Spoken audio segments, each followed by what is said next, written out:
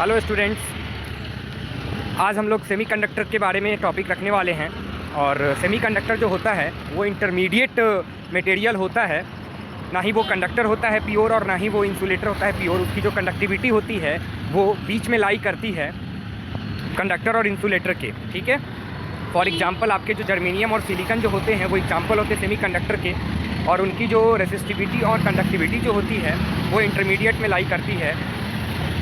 दो टाइप के सेमीकंडक्टर होते हैं, एक होता है इंस्ट्रिंसिक सेमीकंडक्टर और एक होता है एक्सट्रिंसिक सेमीकंडक्टर। ठीक है, प्योर फॉर्म ऑफ जो सेमीकंडक्टर होता है उसे हम बोलते हैं इंट्रिंसिक सेमीकंडक्टर। और जो इम्प्योरिटी डोप करते हैं, अगर हम कोई एटम को, कोई पार्टिकल को अगर हम डोपिंग करते हैं सेमीकंडक्टर में, तो वो हमारा हो जाता है एक्सट्रिंसिक सेमीकंडक्टर। ठीक है, इसमें कुछ चीज़ें दी हुई है, हम उसको फटाफट पढ़ने की कोशिश करते हैं कि जो हमारा प्योर फॉर्म ऑफ सेमीकंडक्टर होता है उसकी जो रेसिस्टिविटी होती है, कंडक्टिविटी जो होती है वो लो होती है।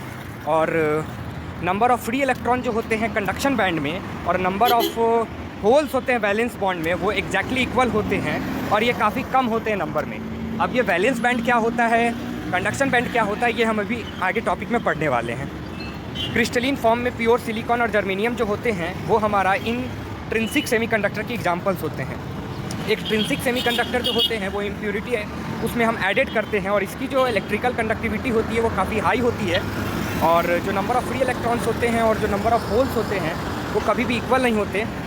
और there is a excess of electron in N type semiconductor and there is a excess of hole in P type semiconductor. So there are two type of extrinsic semiconductor, one is P type semiconductor and other one is N type semiconductor. तो N type semiconductor में number of hole हमारे क्या होते हैं sir, कम होते हैं, और उसमें पी टाइप सेमीकंडक्टर में हमारा नंबर ऑफ़ होल ज़्यादा होता है। ठीक है, और इलेक्ट्रॉन का जो वैल्यू होता है, नंबर ऑफ़ इलेक्ट्रॉन जो होता है वो एक्सिस होता है।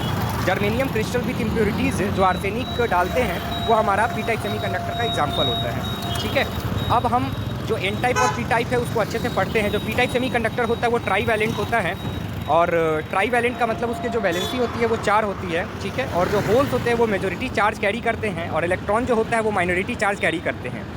जो होल डेंसिटी होता है वो बहुत ज़्यादा होता है इलेक्ट्रॉन के डेंसिटी से, और जो फर्मी एनर्जी लेवल होते हैं वो ऑलवेज लाई करते हैं एक्सेप्टेड एनर्जी लेवल और वैलेंस बैंड के बीच में।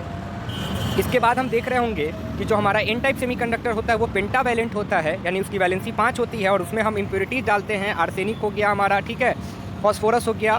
इलेक्ट्रॉन आर मेजॉरिटी चार्ज और इसमें इलेक्ट्रॉन की संख्या ज़्यादा होती है और नंबर ऑफ होल जो होते हैं वो कम होते हैं, और इसमें इलेक्ट्रॉन की density much greater than hole की डेंसिटी होती है। फर्मी एनर्जी लेवल जो होती है वो लाई करती है डोनर एनर्जी लेवल और कंडक्शन बैंड के बीच में। ठीक है, अब हम यहाँ पे देखेंगे कि जो हमारा इंसुलेटर होता है उसकी जो बैलेंस बैंड होती है और जो कंडक्शन बैंड होती है उनके बीच में जो गैप होता है वो गैप हमारा 3 इलेक्ट्रोवोल्ट से ज़्यादा होता है। और ये 3 इलेक्ट्रोवोल्ट से ज़्यादा होने के कारण ही ये क्या नहीं कर पाता है सर, कंडक्ट नहीं कर पाता है, इलेक्ट्रॉन ट्रांसफ़र नहीं कर पाता बैलेंस बैंड से कंडक्शन बैंड के में, और इसी वजह से ये हमारा कंडक्शन नहीं कर पाता है। अब हम बात करते हैं कंडक्टर का। तो कंडक्टर का बैलेंस बैंड और कंडक्शन बैंड दोनों एक जगह पे ही होते हैं और इस वजह से काफ़ी ईजिली इलेक्ट्रॉन ट्रांसफ़र कर जाती है बैलेंस बैंड से कंडक्शन बैंड की तरफ। जब एनर्जी लूज़ करता है कोई इलेक्ट्रॉन तो इलेक्ट्रॉन का एमिशन हो जाता है और हम कहते हैं कि ये कंडक्शन कर रहा है इलेक्ट्रॉन का।